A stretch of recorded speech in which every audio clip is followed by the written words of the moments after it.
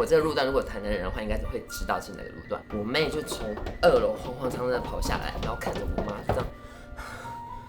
没有对眼吗？那个好恶。例如说我们这样看镜子，她就这样刚好抬起来这样看，就看到那个就在后面这样。对对对。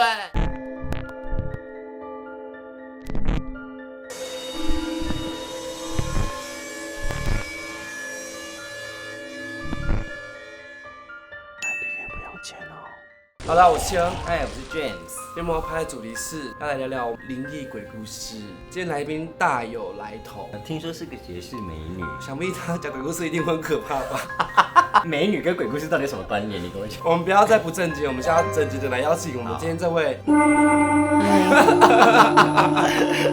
什么意思？欢迎我们的范冰冰。你的出场怎么没有任何讲话？嘿，就没了。对，就是稍微就是让你们看一下我，以前我都被叫聂小倩。聂小倩，真的假的？我是人间打起国民要进台湾范冰冰隔夜饭的饭。所以这边要背多久啊？大概10秒钟吧。我今天会邀请范冰冰，是因为我有一次你发动态吗？是他说有没有人鬼故事？对，然后我就讲我遇到的事情给我看。对，我说好像真的蛮惊悚，我就问他说你这样可以讲多久？他说大概10分钟吧。然后说那你一定要特别上一集，对，所以我才第1集是找你跟阿超，所以第2集就是找你来独当一格。只能撑1集，你一个人就可以撑1集。没有啦，我怎么可能再讲给他听的时候，我还没算几秒吧？他就是聂小倩啊。算完之后10分钟。对，那我们来听听你的第一故事。因为我们家其实都有那种特殊体质的人，整家族。对，就是我妈妈那一边的，他们可以看得到、听得到，但是你也看得到、听得到。我看不到，我听不到，但我感觉得到有那个磁场跟气场，而且是非常强烈的。以前在我小时候的时候，我们家有出现状况，所以都是一直是租房子的方式在奔波。然后后来有一次想说，搬回比较乡下的地方，然后租了一个房子，回去那个地方的路上，它旁边有一个加油站，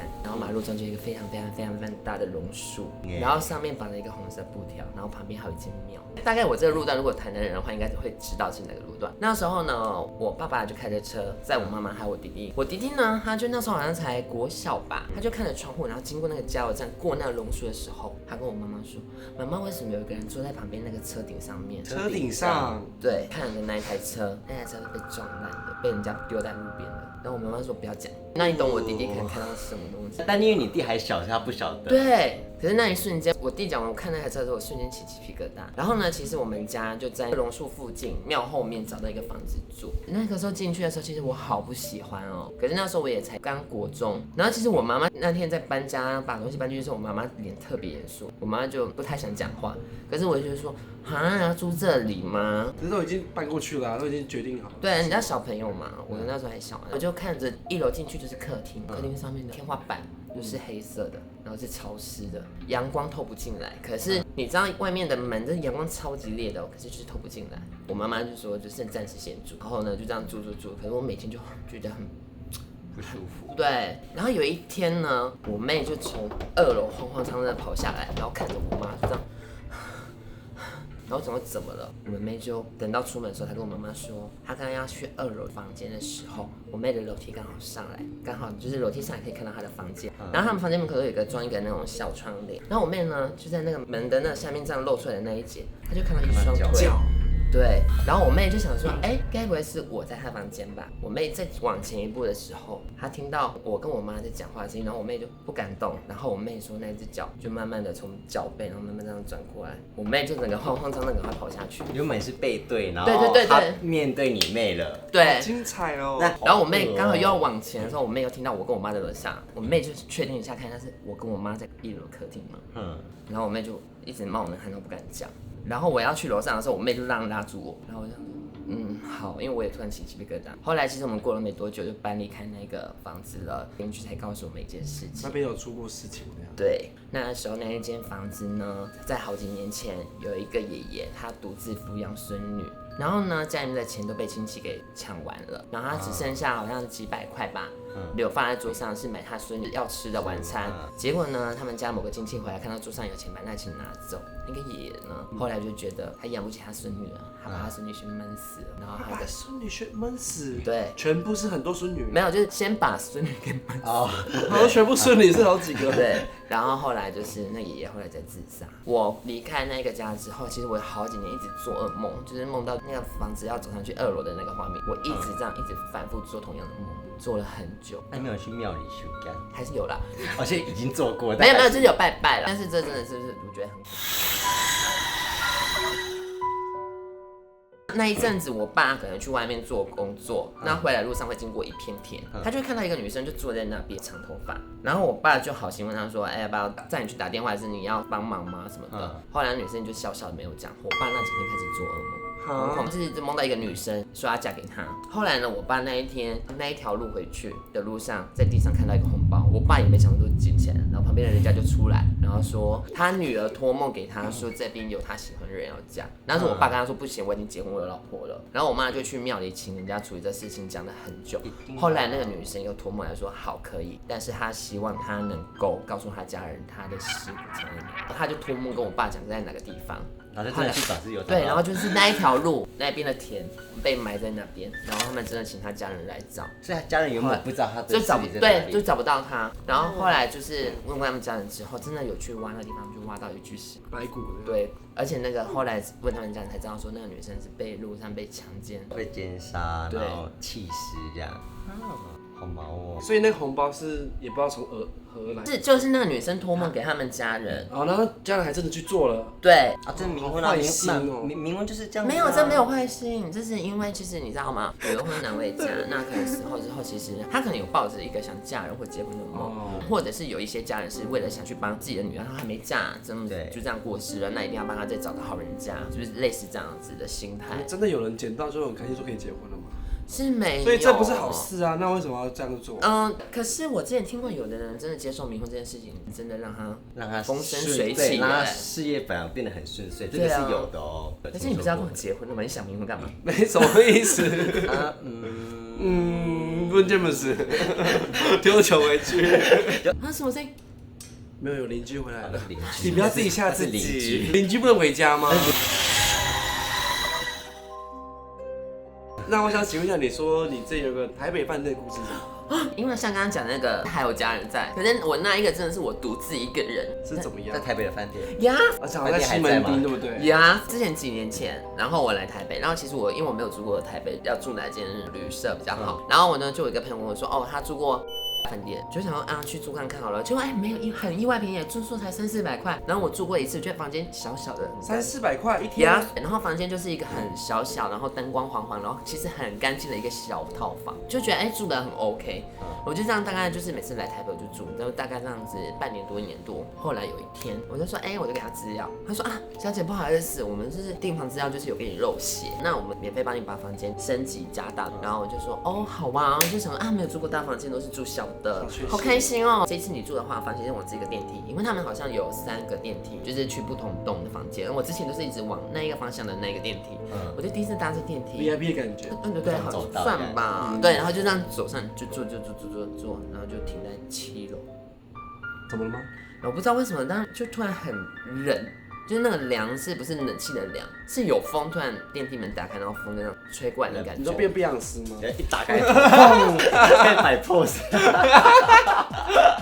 所以你的房间在几楼？7楼，刚好在7楼，那不是很刚好吗？在7楼停下来。对，就7楼停下来，电梯门一打开，你就是有一个风，你就这样是不舒服的。对，你会觉得奇怪。我出来，如果说你说那个电梯打开那个通道是大的话，我觉得有风可能是正常的。可是问题例如电梯门打开可能是这样，那个通道刚好就是这个宽度，这么小。对，然后呢，我就这样远远看一下房号，我就其实走就觉得怪的那种，有点那种阴森感。然后我就看一下我房号，就是电梯门口正出来最底的那一间，门对门，风水也不好，就最底哦。然后我看一下门号码，我已经忘记几号了，我就是还是习惯性敲一下那个门，不知道为什么就有一种阻力不让你开的感觉，然后我就很用力的。砰！不好意思，打扰了。好，真的这样吗？没有啦，没有啦。里面还开了いらっしゃいませ。我是真的很礼貌，我觉得我先敲门，然后说不好意思打扰。而且我一进去的时候，我突然一阵眩晕哦，加耳鸣。可是我已经开了灯，那个灯就是白灯再加昏暗感，像现在这样子。对，然后我就这样坐在床，然后其实我已经在起鸡皮疙瘩，我已经感觉不对。然后呢，我头也一直往上看，一样跟我之前住的那个就在那旁边是潮湿的、黑的，然后还有滴黑水下来。哈，滴黑水太恶了。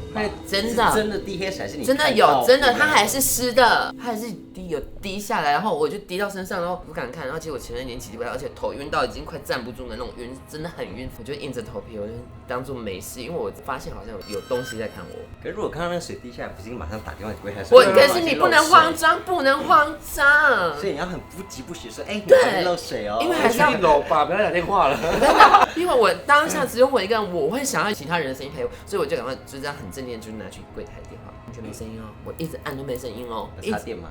有，我还看了一下，我觉得不对劲，我赶快挂着，赶快冲出门，你知道吗？赶快按电梯，然后我一直不敢回头看，然后我下去，我跟柜台小姐说，她说，蔡小姐，我还没讲，她就说，我刚刚打电话到你房间，可是你电话一直响都没有人接，想说你可能在洗澡还是什么的。跟电话根本没响，对而且你想打还根本打不通，完全是没事。然后我就说，不是，我觉得应该说你电话怪怪吧，可能我没挂还是怎么挂好吧，我也不想讲太多。然后呢，我就说，我可以换个房间吗？他说有什么问题吗？拍到我不喜欢。这个也不能构成换房间问题，因为我之前你也不能说你觉得不舒服，你想换房间。我想了一个很烂的理由，我说因为我比较高，我在里面试穿高跟，而且我就有压迫感。这个烂吧？我说而且我觉得有点吵，我就习惯白天睡觉。他说那可是真的很小间的。我说没关系，我越小越好。对，然后我就赶快拿着房卡，我想说要去新的房间，可是完了，都是同一层楼。不是，我的行李箱放在楼上。请他们拿可以啊。然后我说那可以请你们帮我说，可是我现在很忙。好，我跟你讲，我这人就是男子汉大丈夫。我跟你讲，不是、我就是女汉子的个性。然后我就想说，好吧，迟早要面对，一样电梯打开，房间门是开着，还没关起来呢。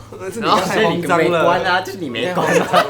我觉得真的就很正经，然后很嚣张的就这样走，就这样走，我觉得就是一副要就是我看不到，我感觉不到，气势磅礴这样。对，然后就这样可以进去，你知道吗？行李拖着，房卡一抽着。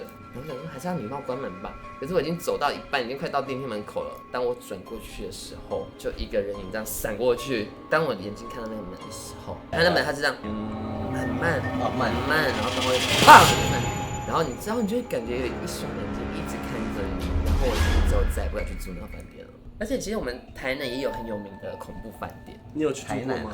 我跟你讲，我就是住到网络上说的那一个房间。是有一次刚好我朋友他们来台南玩，然后他们喝醉了，然后临时真的市区找不到房间，就只好那边，因为那边便宜。所以我进去的时候我就觉得我好不对劲哦，我就已经觉得已经不行，我已经很害怕，我已经超害怕，我连走在走道都很害怕的那一种，就觉得不行，我就酒醉。